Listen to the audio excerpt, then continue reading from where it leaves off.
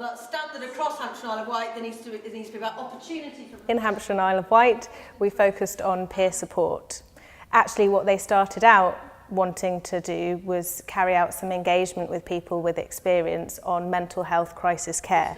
But after the first session, it became really clear that peer support was something that people wanted to focus on.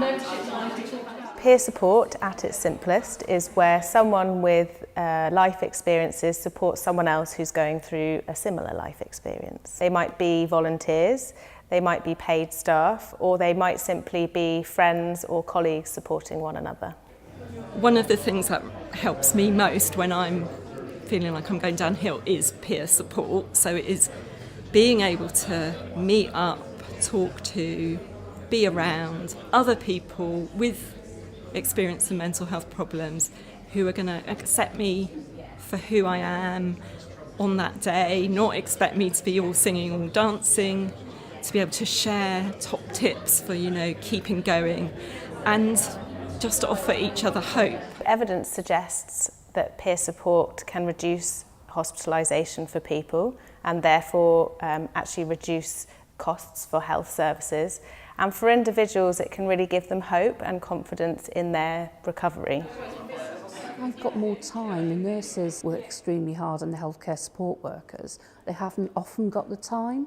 They try their best, whereas I can go down and sit with people, maybe take them to the IT room, or just have a coffee with them. Sometimes go to the Royal South Hants. They've got a nice little coffee shop there, and it gets people off the wards. I knew quite a few people already turning up here because of the engagement work that I do through my job role. I felt it was a different engagement, a different connection with the people who came today, particularly peer support, mentors, both voluntary and paid. Getting peers in the room today has helped us understand a bit more about how they need to do their jobs, what support they need from institutions, and how we can change the balance. So we put people at the centre rather than the professionals at the centre.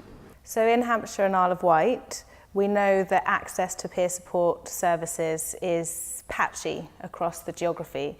So what we hope will come out of this programme is that people will be able to access services more easily across in their localities. Two really strong projects came out of this programme. The first one was a framework which sets out some standards to be used in different organisations across the STP area. So that was around job description and recruitment and supervision, things like that.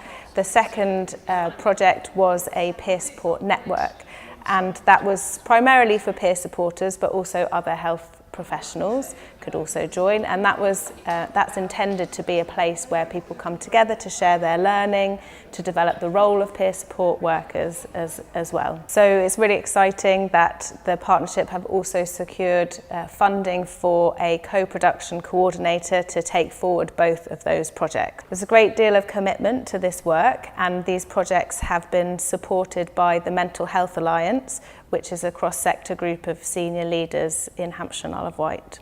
People said that they were excited about the work that we'd been doing over the last 6 months and what we'd achieved and got down on paper today. I can use that in my role as independent chair to talk to the other chairs and other chief executives around the whole community and say, this is what your users are demanding from you and this is what you must deliver. Because it's so optimistic and it is the game changer.